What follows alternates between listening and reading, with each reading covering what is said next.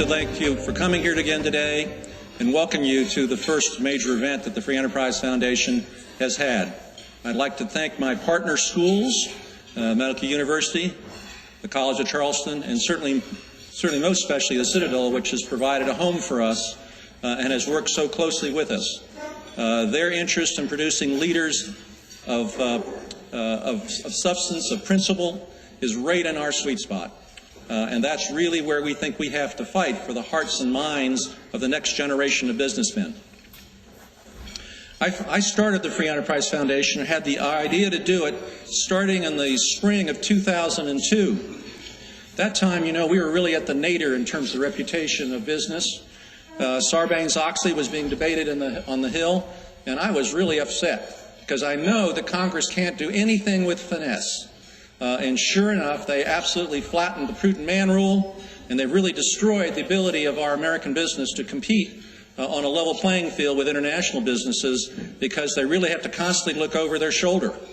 Large drug companies have gone from compliance costs that are in the low tens of millions of dollars a year to well over $100 million a year just to shuffle paper rather than look at substantial ethical practices. Ethics really begins in the heart of a businessman. I define ethics very broadly. To me, ethics also includes civic responsibility. And I look for an organization that would indeed celebrate the real relationship between free enterprise and freedom.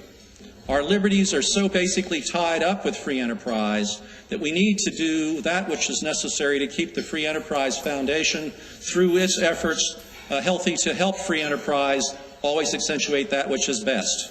We wish to bear witness to those who are doing it right.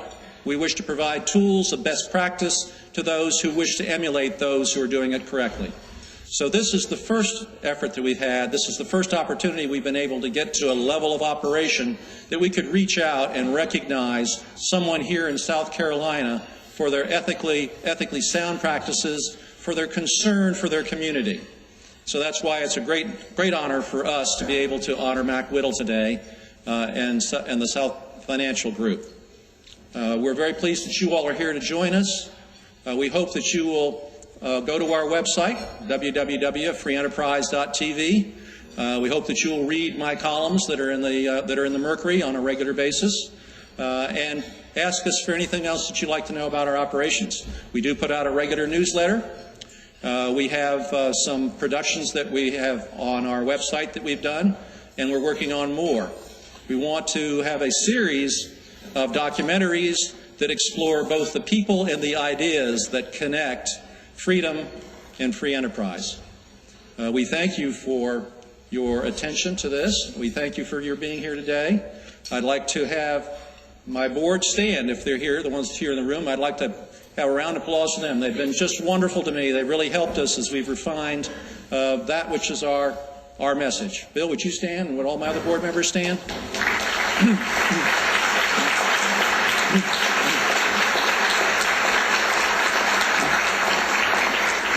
Thank you for sticking with me.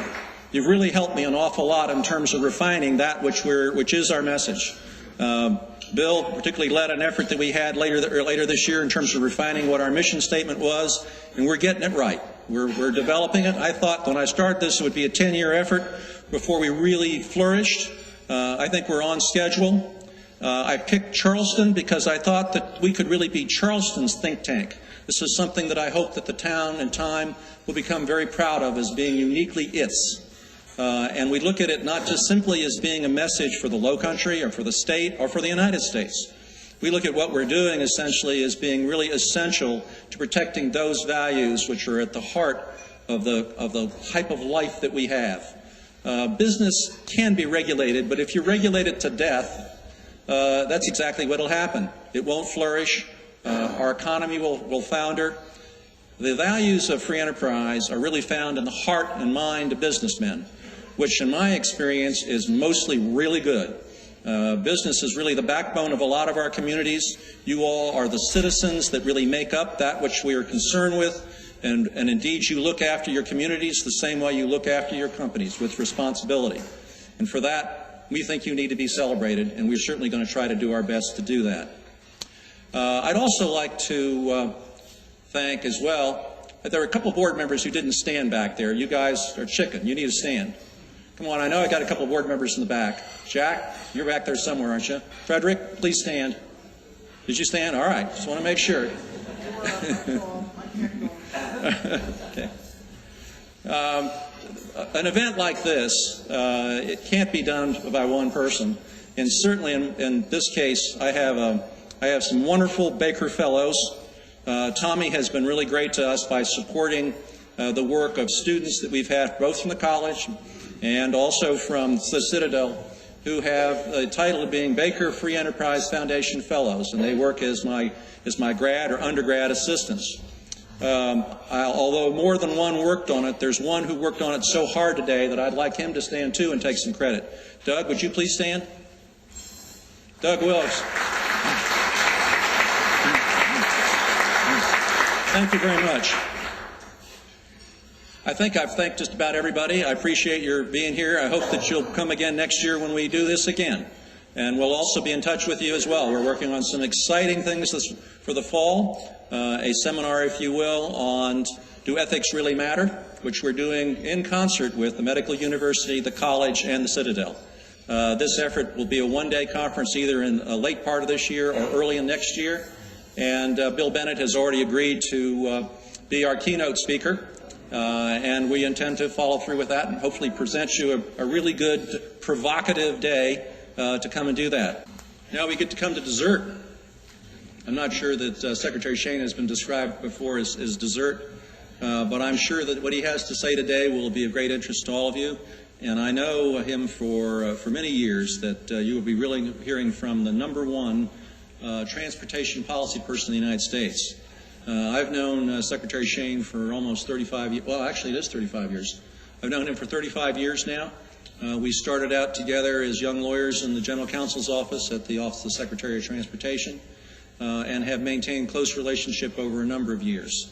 I have the greatest respect for Secretary Shane and know that his dedication to transportation policy and all the modes, as we like to call them, it makes him really the #1 expert. He's been in the department, I've lost count, is it 4 times now?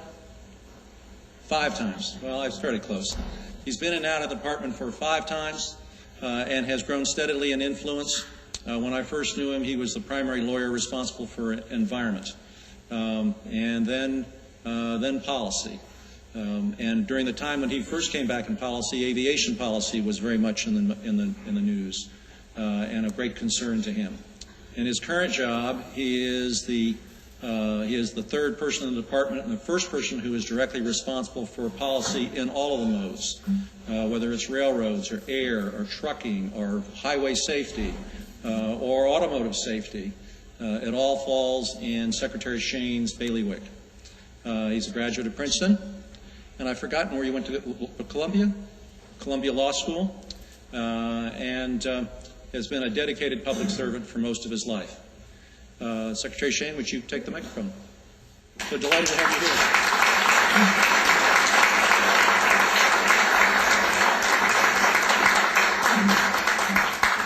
Thank you, Robin. It's really a very special privilege to be here, particularly to participate in this tribute to Mac Whittle, thanking him for his profound contributions to the quality of life in South Carolina. And Mac, thank you for bringing Jennifer, because I learned in the course of lunch that she's no slouch either when it comes to public service. Education is Jennifer's particular passion, and she pours her heart and soul into doing a lot of things for the state that are essential to the future of not just the state, but of the country. So thanks for all of that work. I am grateful to Robin, my old friend. Now you know how old. We reach way back into the last century together. It's very special for me to get outside the Beltway, as we say, from time to time, and to pay a little visit to the real world. One always learns what's going on in the real world on a visit. There are a lot of ways of doing public service. You've seen in Mac Whittle one of the ways, somebody who's obviously in business, but who pours his heart and soul into ensuring that he makes the society better with every opportunity that comes along. I happen to be in the federal government, so that's the way I do public service, and that's a more conventional way, and it's not bad. The only thing I guess I would complain about is all the forms you got to fill out every time you come into the federal government. I don't have too much of a problem with those forms, except that last time I came to that question, Robin, you'll remember it because you went through this process. Do you or have you ever advocated the overthrow of the United States government by force or violence? I had to think about it for a while. I don't know, Robin, what you put. I put force. But you're never sure. Unless you were on a different planet in the course of the last couple of weeks, you may have heard about a little controversy over a company in Dubai that operates terminals at ports around the world. It's called Dubai Ports World. DPW. Now, a lot of stories have been written about it. It's very controversial. A lot of people in Washington are upset because we've got this controversy going on, whichever side you're on. But I got to tell you, I'm like the guy chewing on Chicken McNuggets. I'm loving it. And why am I loving this controversy? It's because whatever happens at the end of the day with Dubai Ports World, people throughout this country will have discovered that there are ports.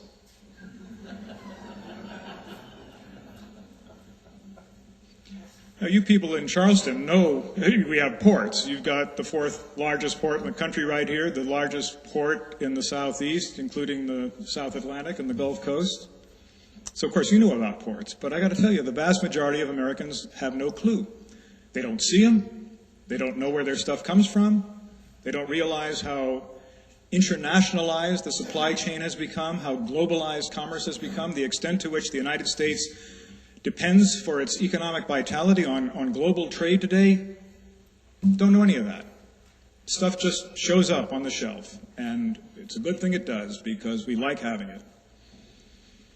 So the Dubai Ports World controversy is, and I'm serious about this, providing a quality of education for Americans, the quality of which we have never seen before in terms of the supply chain and the importance of transportation to our economy.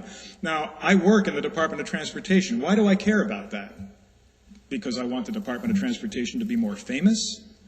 No. It's because we need resources to continue to grow our infrastructure. And if there isn't a kind of common acknowledgement throughout the populace of the importance of transportation, the importance of maintaining and expanding that capacity and that infrastructure, we will never get those resources. We won't get them from the Congress, we won't get them from state legislatures, we won't get them from the private sector, we will not get them. And what that means, quite simply, is that the vitality of the American economy, and indeed the global economy in the long term, will be compromised. There is no more important issue, therefore, to our economy than ensuring that we have a transportation system that remains efficient and that keeps up with demand. And you all know intuitively the extent to which demand for transportation capacity is growing. You know, I have been, as Robin explained, in and out of the Department of Transportation for a great many years. I practice law when I'm not working in the government. I like that too, but I really get a kick out of doing the kind of public policy that you get to do in an agency like DOT. And something new is happening at DOT, and I can say this with some authority, having been there for so many years. And that is, traditionally we have visits to the department from the providers of transportation. You could say those are our natural constituents. They are the railroad operators and the airline operators and the trucking operators and, you know, people who just operate transportation conveyances, ocean shipping, what have you. Those are our guys, and we're used to seeing them. They come in and they whine about this and they whine about that, and we try to make things better for them. That's fine. Something new is happening now. And it may sound surprising that it's never happened before, but I can promise you it never has happened before. The users of transportation are coming in. And I don't mean little users. I'm talking about very large companies that depend for their economic survival on an efficient transportation system. I'm talking about companies like Nike and Dell and Federated Department Stores, and Rubbermaid, and I could go on, Pier 1, Liz Claiborne. Liz Claiborne came in to see the Secretary of Transportation. It wasn't Liz, but the company, the logisticians in that company came in. And what they're telling us is that the bottlenecks we are beginning to experience in our transportation system are beginning to hit them on the bottom line. These are companies that make the world turn on its axis today. These are the companies on which our economy is largely based. And they are saying to us at the Department of Transportation, hey, you want us to grow, right? Because if we grow, we create jobs. That's what every administration is all about, including this one. You want to create jobs, right? Well, if the efficiency of the transportation system isn't keeping up with the demand we're putting on it, we are not going to be able to create jobs. So that's the equation. Bottlenecks in the transportation system mean you can't create as many jobs. What we say to them is, why are you coming here to the Department of Transportation and preaching to the choir? So we march with them over to the White House so they can sit down with some of the economists who advise the president. Get them to understand the importance of a transportation system that accommodates this demand. The importance of that transportation system to the most essential elements of our economic performance, the creation of jobs, the flow of commerce, the profitability of our companies. That's what that's all about. What I'm saying to you is, and this has only become apparent by virtue of the way in which these companies are now expressing the problem to us, is that transportation today is embedded in the very fabric of the U.S. economy in ways we have never seen before. Never seen before. It is part of the manufacturing process. People do not want to warehouse parts. They want just-in-time delivery. Their warehousing inventory is expensive, costly, and inefficient. And to the extent that companies have to warehouse a stock of inventory, their profitability declines. They are in a very competitive world. We are now competing all around the world with very efficient rivals, and therefore you've got to kind of get every shred of cost out of your manufacturing process if you want to succeed, and that's a huge opportunity. Get rid of that excess inventory. Don't have a lot of stuff on hand. Transportation has embedded itself into the retailing process in ways, of course, that you can all understand. Nobody, again, wants to warehouse inventory. That inventory is it's a wasting asset. What did we learn from Liz Claiborne when those folks came in? I'll tell you what I learned. I learned that a blouse has a shelf life approximately that of your average banana. What happens? Somebody shows up on the cover of Vogue magazine in an orange blouse. I'm making this up because I don't know anything about fashion, but an orange blouse. Somebody at New York, at Liz Claiborne's headquarters, designs a blouse, emails the design over to Malaysia. In the plant in Malaysia, they fabricate a whole container load of blouses, and they got to get them to Bloomingdale's as fast as possible. If there's a bottleneck in the supply chain, it doesn't get to Bloomingdale's in that little window when people want orange blouses, because guess what? Next month's Vogue has somebody wearing a green blouse. Now, I'm just using this as a kind of gross example. I'm just making this up, but you understand the point. The point is that if Liz Claiborne can't move that stuff off the shelves at Bloomingdale's and wherever else they're selling them, guess who has to pay the retailer? Liz Claiborne. That shelf space is at such a premium today that the wholesaler, the manufacturer of the goods, actually bears a lot of the risk of that sale. And so when they start having to slash the price on goods in retail stores, which is, of course, when I go shopping, it means that the seller has to make the retailer whole. And that's why the manufacturers of these goods depend so heavily on an efficient transportation system. That's why I'm so pleased that we have a controversy over Dubai Ports World. People are discovering it. You should have seen the Washington Post on Sunday. They had a full page devoted to a kind of cartoon schematic which showed how commerce flows. What happens when a container is loaded at a manufacturing, at a place of origin? What happens when it gets to the port of origin? How does it come over to the port of destination? What happens to it there? What does a terminal operator do? How is security laid on? How does it get to its final destination? A store, a factory, or a home. I mean, this is to die for. I couldn't possibly have come up with anything that good. This is now in newspapers all over the country. People are finding out about the transportation system. We have the prospect, at long last, of getting people to understand how important it is, and the importance of that, again, is maybe we have the prospect for getting resources. Now, where are we here? We're here at the Free Enterprise Foundation, Robin's brainchild. I got to tell you that if we're serious about having a transportation system that works, we're going to have to transform our thinking a little bit about where those resources come from. Today, we have a transportation system that I would call government-centric.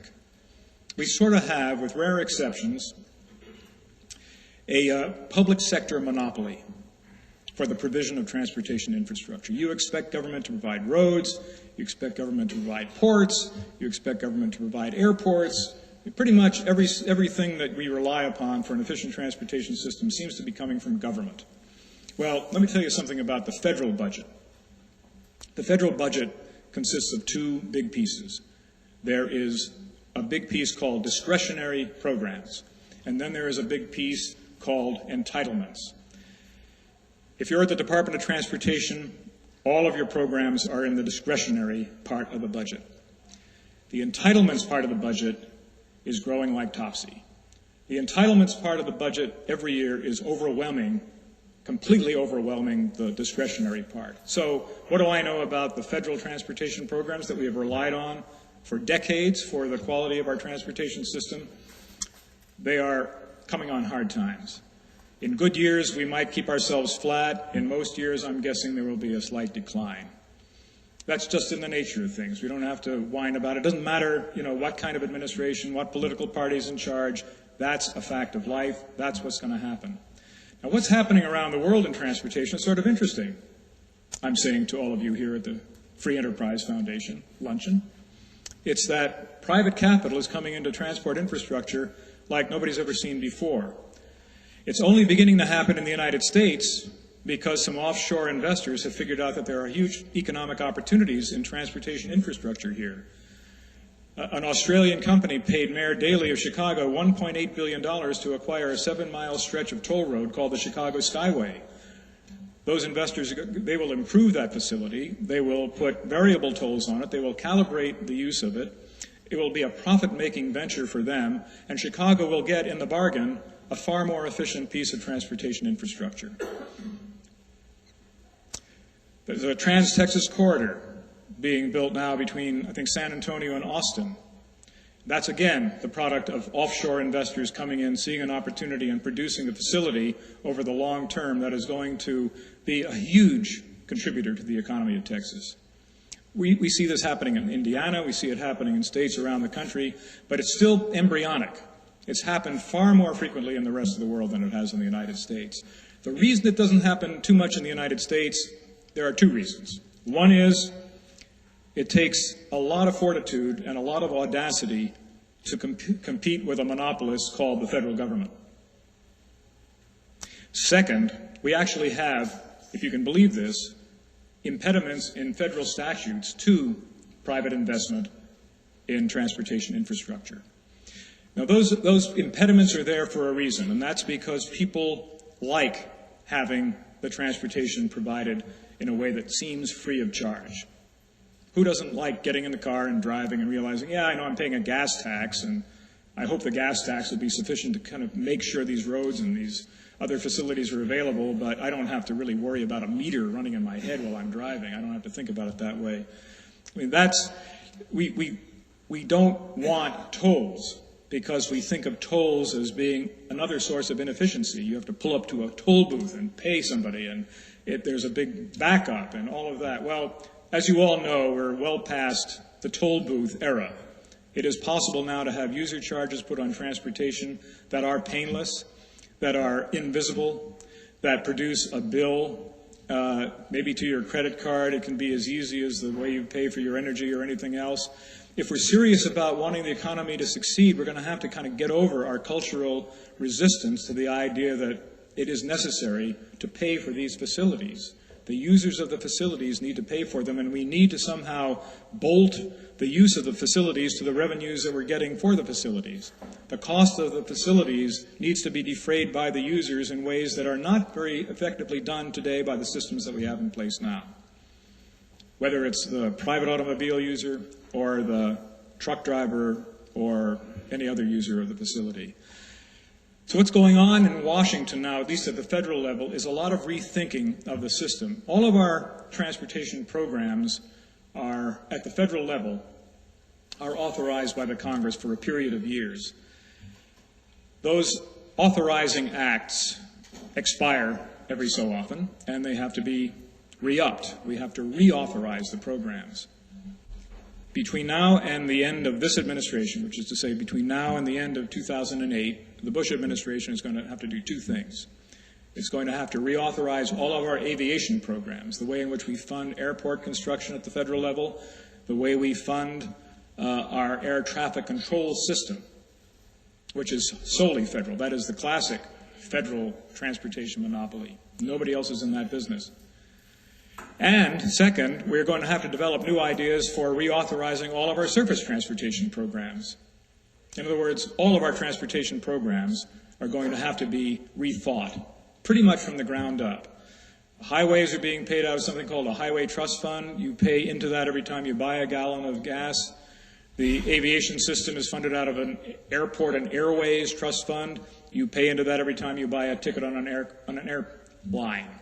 7.5% of the cost of a ticket goes into the airport and airways trust fund. The trust funds are no longer sustainable. We could graph for you with some measure of accuracy when they will both go into a deficit position.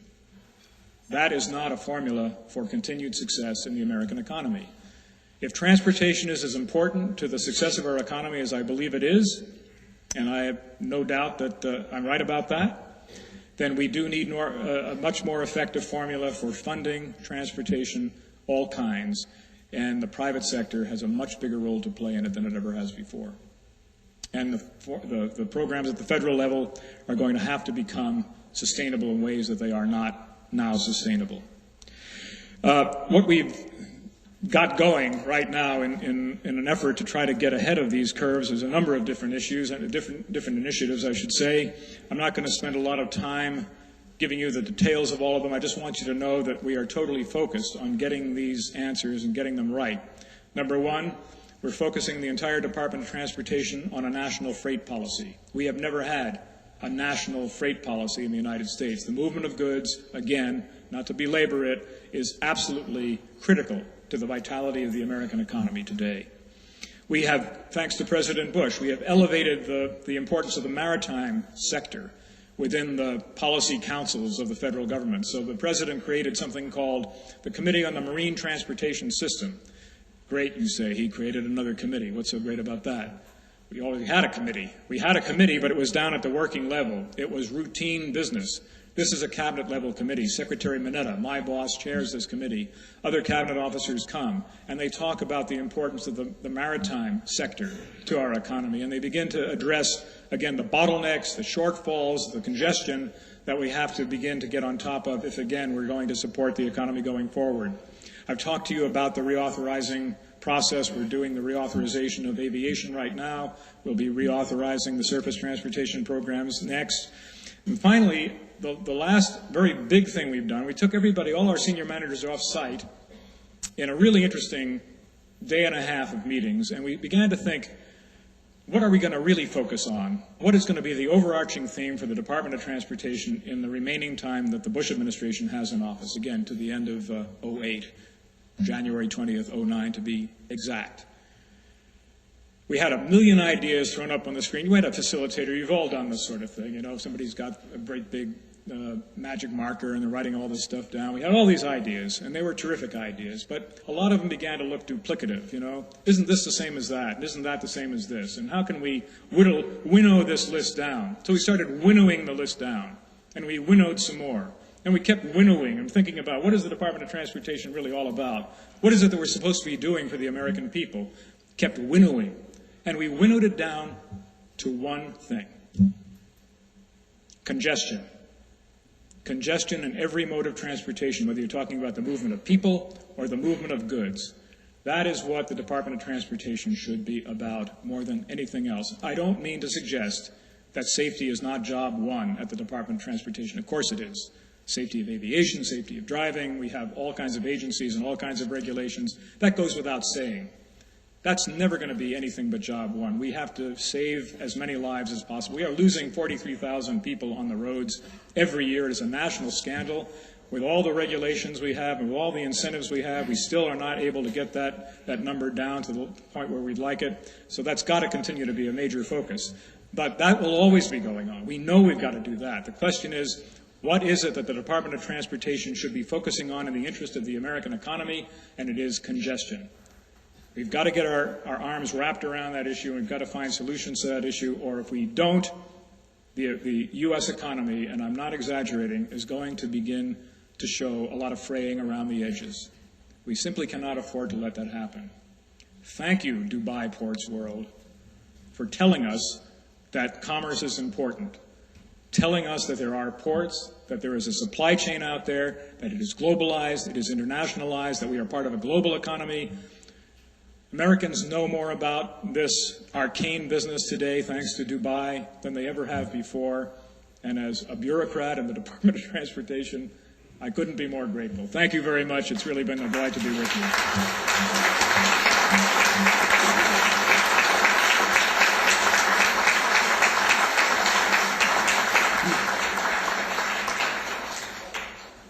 And as we did with Mac, I have one of our ties for you. Appreciate you very much taking the trouble to come down, and hope that you wear this in good health. My pleasure. Thank you very much.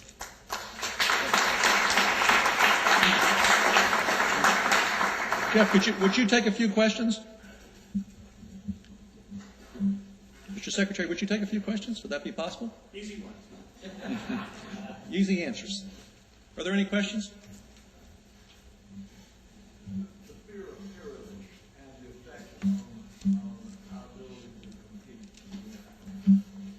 Our fear of that and our ability to compete with other worldwide countries and transportation and commerce in general.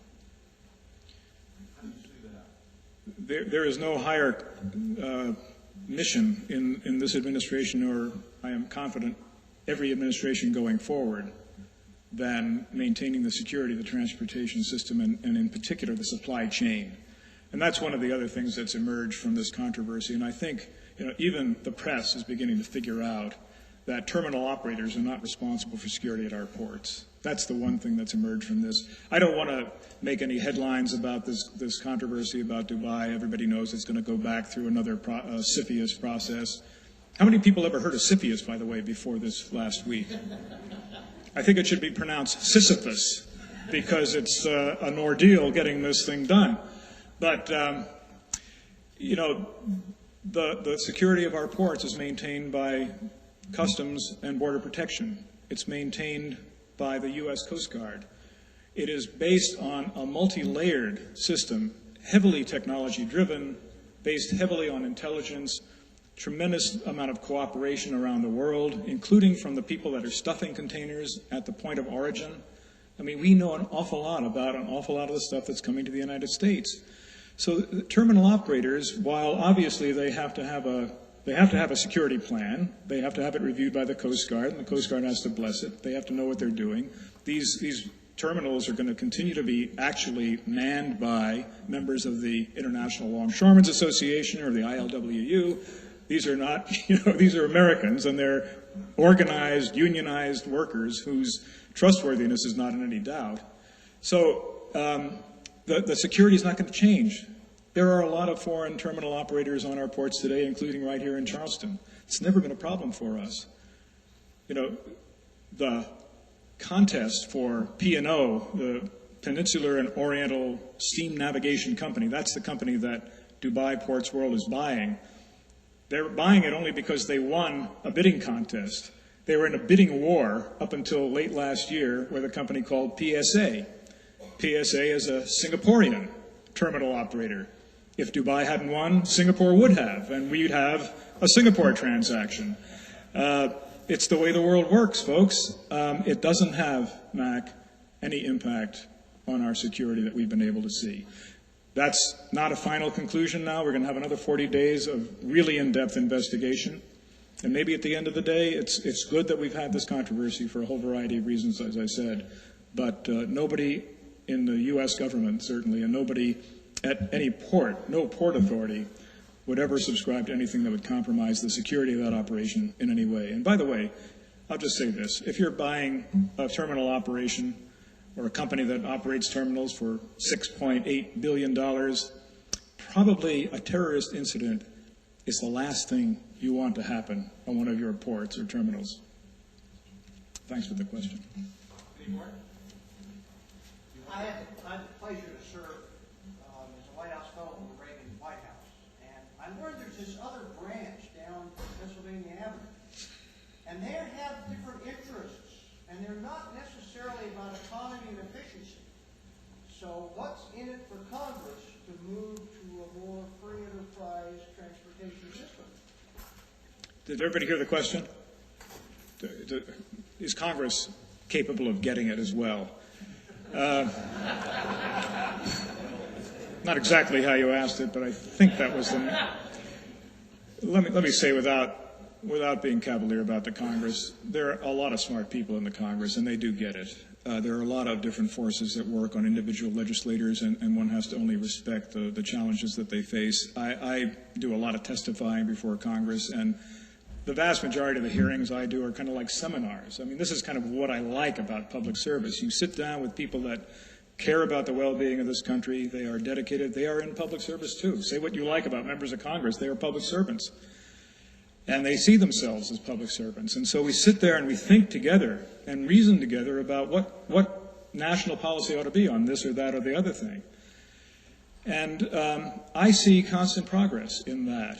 You know, there was a huge controversy over the last surface transportation authorizing legislation because of all the earmarks.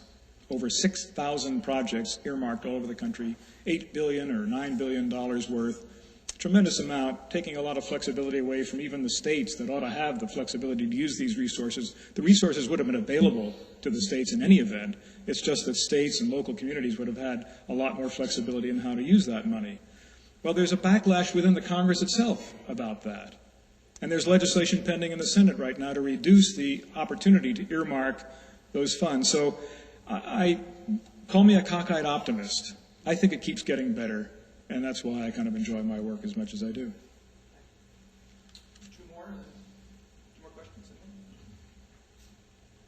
Thank you, Jim. My pleasure.